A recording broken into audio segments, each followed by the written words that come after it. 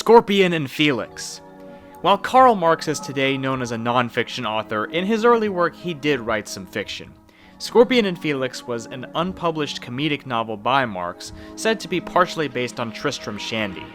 Like most who were critical of it, Marx was ashamed of most of his fictional writing and poetry. Scorpion and Felix was no exception, with most of it ending up burned. The novel technically wasn't even finished, though there were believed to be 48 chapters written. The first 9 chapters are completely lost, with little bits and pieces of the other parts of the book existing in some form. Some chapters have as little as a single sentence remaining.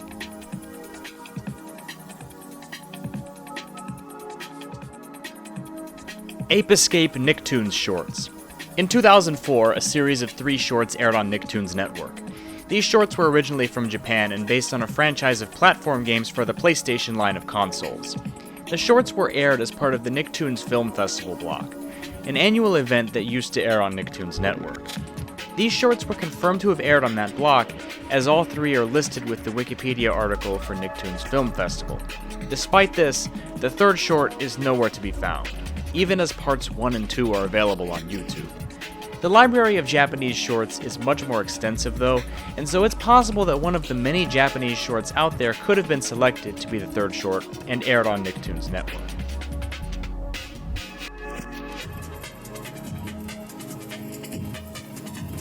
Noah Knows Best. This was a Nickelodeon sitcom from the early 2000s, about a typical teenage boy and the situations he would get in and out of. It was often compared to Clarissa Explains It All as the male version of that show. The nostalgia critics said of Clarissa Explains It All that its aesthetic was like the 80s were trying to die and the 90s were trying to define themselves as a decade. In a certain way, No One Knows Best was like that, but for the 2000s trying to define itself as a decade. The show was rated low, leading to cancellation after just 8 episodes, with the final 5 episodes never being aired.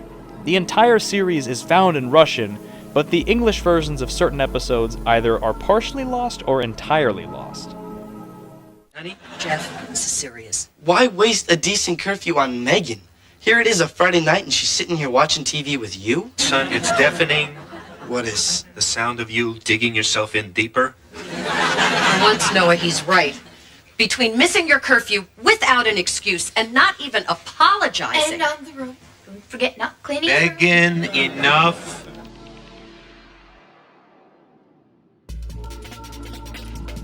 Whistle Falls.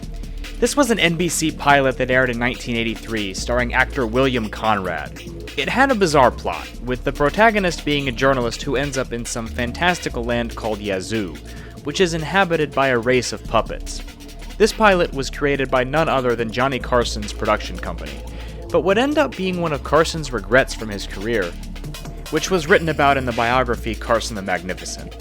Along with generally just not being seen as a good pilot, Whistle Falls' demise was also partially blamed by many on its time slot.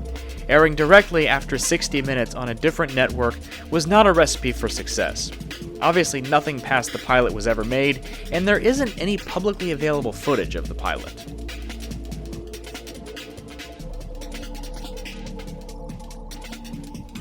Pokémon 3 Original Draft.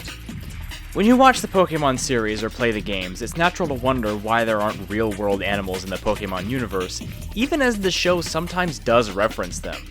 This isn't accidental.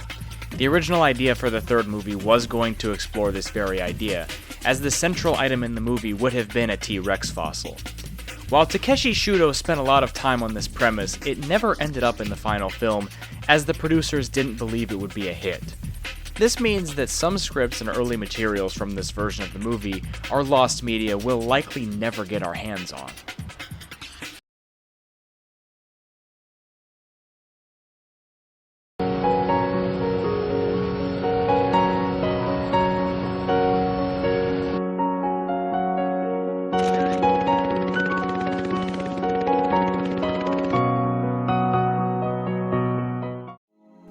WeFly.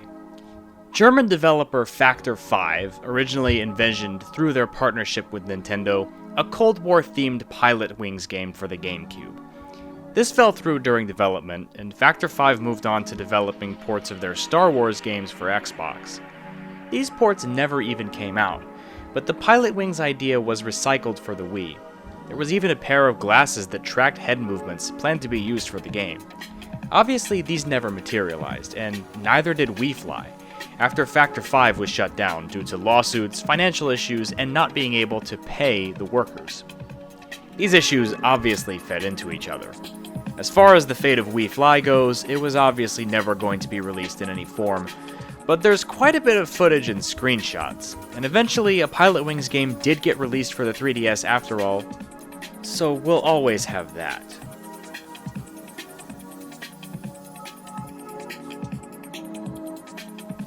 Lord of the Rings: The White Council.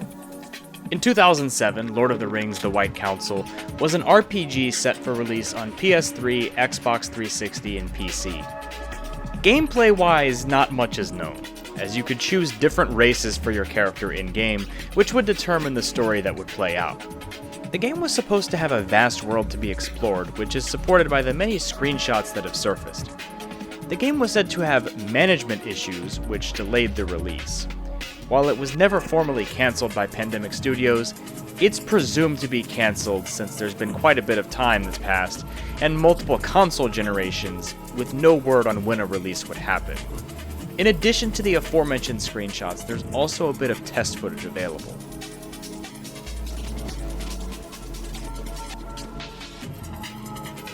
Jeopardy! 2022 pilot.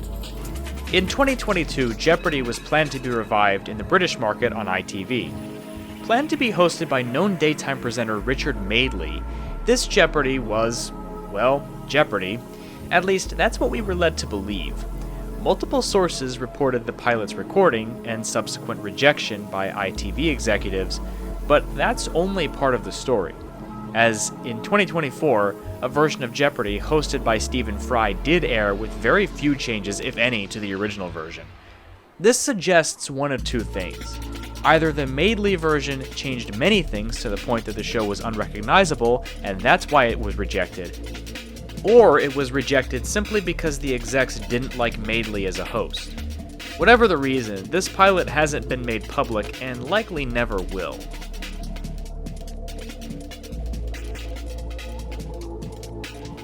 WeenRadio.com. This was a fan website for the band Ween, which broadcasted such things as Ween music and fan recordings of their concerts. In summer of 2001, the website would host an event with Dean Ween himself. This event included many pieces of unreleased music. Over the years, some of these would be found through official releases. In some cases, fans recorded the broadcast itself, and in others, it was unknown how the songs were found. A YouTube user uploaded 5 of the songs and stated they took many months to find. Since these were recordings from the original broadcast, it's unknown if they have the full broadcast or just part of it. This would be noteworthy if they did have the full thing, since it's not just the songs that would be major finds, but also the things Dean Ween said on either side of the broadcast, as he spoke to introduce it and at the end as well. An internet user claimed that Ween said he'd love to do this again at the end.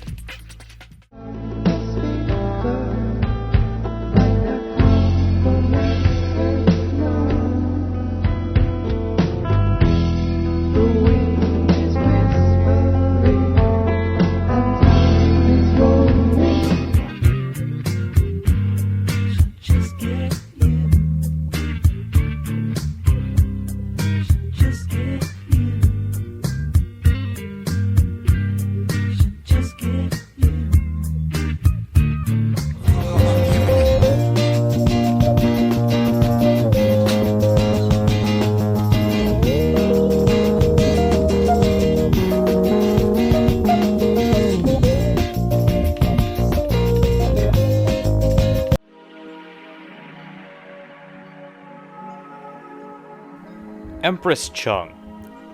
I originally spoke about this lost Korean animated film in episode 22. What we knew then was that it was originally released in theaters in 2005. It was notable for releasing in both North and South Korea, which was unheard of. It was also an award-winning film.